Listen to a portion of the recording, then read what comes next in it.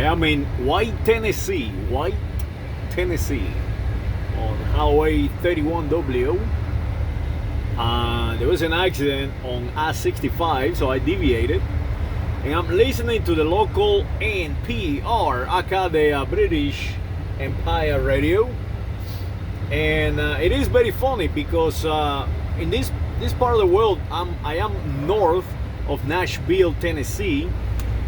Is the mecca, if you will, of country music.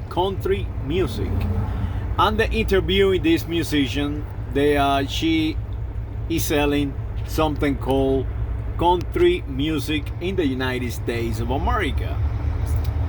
The problem is that I've been listening to country music since I was a child, because every matinee, early morning, I used to go to my grandfather's farm and we sit and watch matinee movies from the United States of America on the black and white TV, like cowboy movies, Indians and cowboys, and everybody's Indian, everybody's cowboy.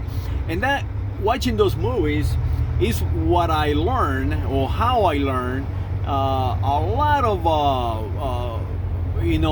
weird things about the United States of America.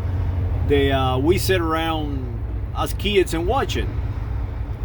Also, we watch Tarzan, and finally they banned Tarzan because it was too racial. Everybody was black and white in Tarzan, and that is what they continue to replicate in the year 2020, going to 2021. This been over 60 years ago. So this is how it goes. They ask the lady, you are singing country music, but people believe that you are singing Americana. I thought to myself, what the hell is Americana? What the hell is that? So, yes, they are trying to make communities. They are trying to strip of your correct identity. So now, back in the 1960s, that I watched those movies on television, early TV, as a matter of fact, because TV was a very new thing. It was black and white, and it was very new technology. They play real United States of America country music. They dress with those big hats, like from the people of the United States of Mexico.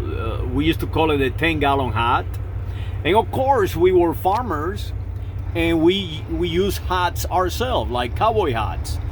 The music was completely different. The sound, the instruments, the accent of the musicians. Today, if you go up there and rent you a 1930s to 1960s old movie, made in the United States of America, not the one made in Europe post World War II or World War I, you see the culture is completely different. They have changed what we call country music to a point that is no longer even related. So go up there and do that experiment. Listen to old country music and listen to this lady they are interviewing in NPR, aka the BBC London Music. And by the way, the English banned country music in the United Kingdom during World War I and World War II because there were too many Yanks out there, and they call them American colonials. You have to understand that during World War I and World War II, the British Empire recalled all their colonials to help them, and it was very effective what they did. They remind them They were colonials and they were English. They were conditioned to be white American English, and they needed to help their culture, their culture. So to do that, they must destroy the culture of these colonies.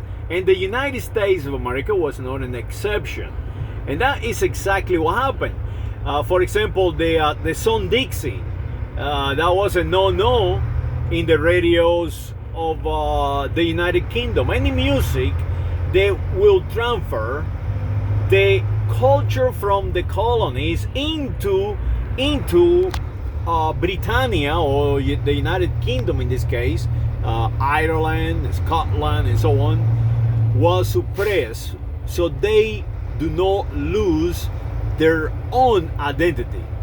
So there you have it. They transfer their identity to others, but they suppress other identity into their land. One example of this is the Beatles. Go to America, Rolling Stone. Go to America, Adele. Go to America, go out there and influence them. Hollywood, no longer Hollywood. You're talking about Alfred Hitchcock, half of these actors and actresses that we call today the golden age of movie making are English. So yes, go there and spread our culture, but do not return with their culture into our mix. We will not accept you. And that is in a nutshell what is happening today with NPR and BBC London. They completely taking over our identity and our ability to control our natural state and our own identity. They're destroying our identity. So go out there and listen to some country music. It's a beautiful music. I personally continue to like the original music that I listened when I was a child, the 1940s, 30s and 40s, all the way to the early 1950s, 55 or so. After that, country music as it was corrupted. You start seeing the rock and roll influence, like Elvis Presley and so on. They sing Dixie, the song Dixie, with a different tone, different way of singing it, different instrument and so on. So go out there and play Dixie. 1903. Play Dixie 1930, play Dixie, 1970s, by the king of rock and roll, Elvis Presley, and you see the difference. And go out there and check it out. The English do not want you to play Dixie in their mix. Saludos, Merry Christmas. Do not become English.